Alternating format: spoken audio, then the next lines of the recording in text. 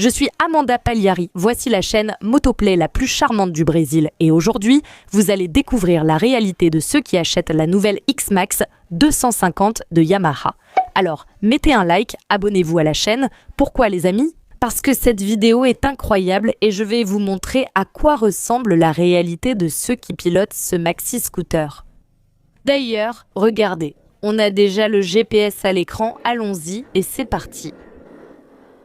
Le frein est bon, un peu intrusif, mais il est bon. C'est la réalité de ceux qui achètent la X-Max 250.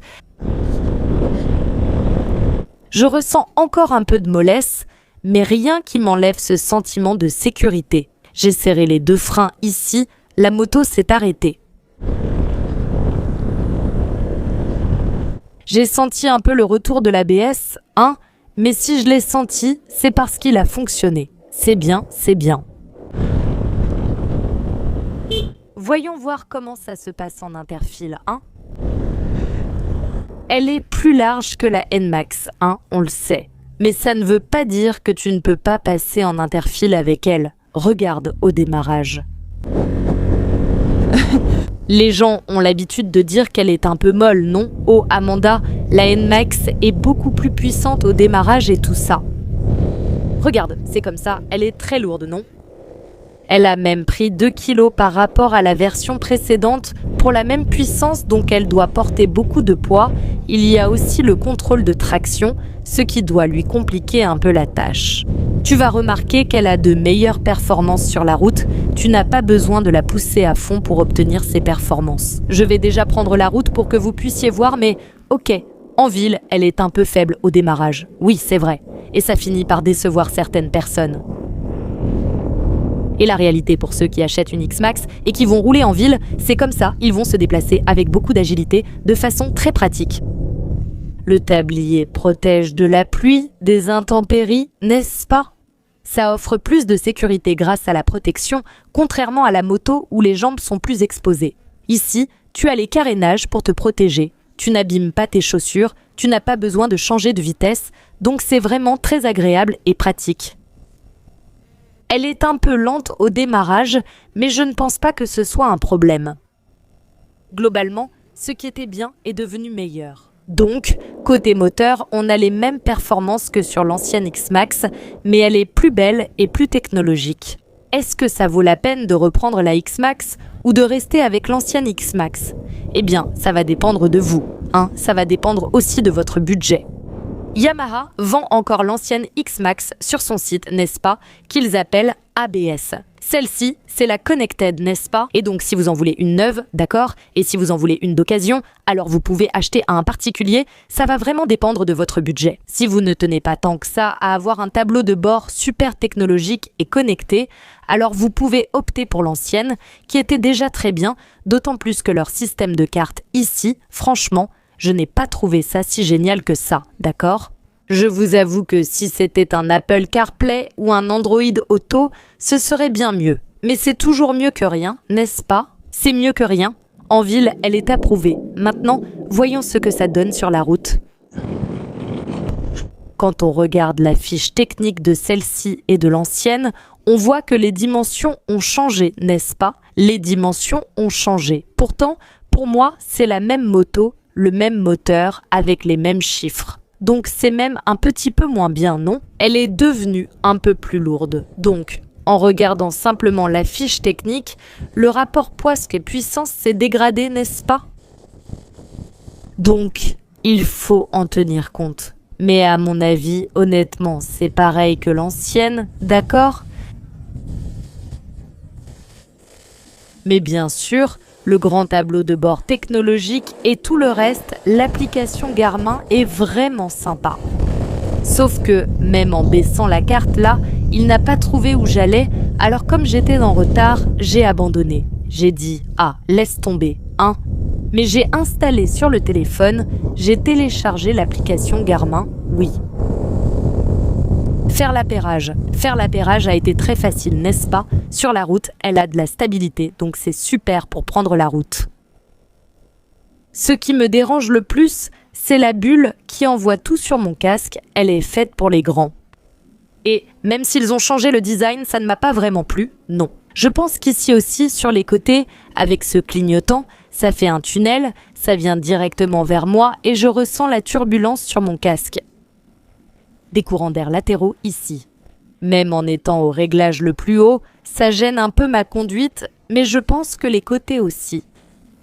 Même si c'était plus haut, ça ne réduirait pas la turbulence et le scooter se place très facilement en virage. Sa partie cycle est très bien réglée. Je n'aime pas trop les pneus de ce scooter, je pense qu'on pourrait les changer. Mais c'est un très bon produit, n'est-ce pas? Ce n'est pas pour rien que c'est la plus vendue de la catégorie. La plus vendue de la catégorie. En ce qui concerne la suspension, on sait que ce n'est pas le point fort des scooters, donc il vaut mieux éviter les routes trop abîmées. La petite carte ici fonctionne, regarde. Ce n'est pas un Google Maps, n'est-ce pas? Ni un Waze, mais c'est mieux que rien. J'ai trouvé ça vraiment intéressant. Voilà. J'aime la technologie de connectivité, l'appairage avec le téléphone, et ce scooter en a, et c'est une bonne chose. Ce qui était bien est devenu encore meilleur. Donc, la réalité pour quelqu'un qui achète une X-Max, c'est qu'il va rouler sur la route en toute sécurité. C'est de la stabilité et du confort ici sur la route, et en plus, il y a plus de technologie grâce au tableau de bord, d'accord? Beaucoup de gens ont été déçus parce qu'elle n'est pas devenue une 300, n'est-ce pas? Mais il semble, d'après ce que j'ai vu, que lorsque tu passes à une autre, n'est-ce pas? Les motos de plus de 300 cm3 ont un autre type de taxe. Autrement dit, c'est le gouvernement qui nous oblige à utiliser des motos de faible cylindrée, n'est-ce pas? À mon avis, il faudrait une taxe indépendante du type de moto, non? Bien sûr, donc beaucoup de gens demandent pourquoi il n'y a pas de moto plus grosse, etc. Peut-être que c'est l'une des raisons, n'est-ce pas? Ah, mais il y a beaucoup de constructeurs qui travaillent avec de grosses motos, donc le prix est aussi plus élevé, n'est-ce pas? Il y a ça aussi.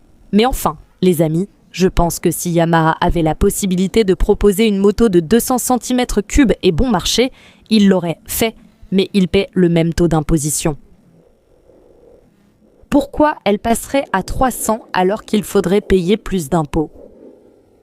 Le moteur serait probablement meilleur, mais je ne sais pas combien cela coûterait de plus à l'entreprise.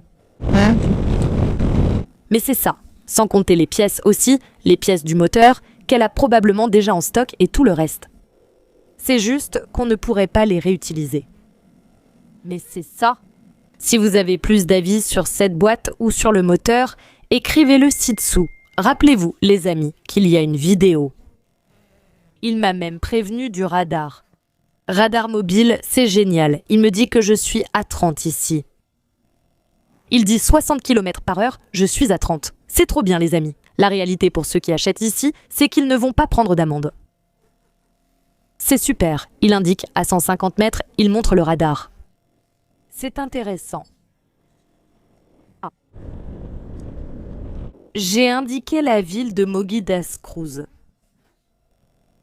Je n'ai pas mis d'adresse spécifique parce que cette carte Garmin n'est pas encore complète. Donc, parfois je mettais l'adresse et il ne la trouvait pas.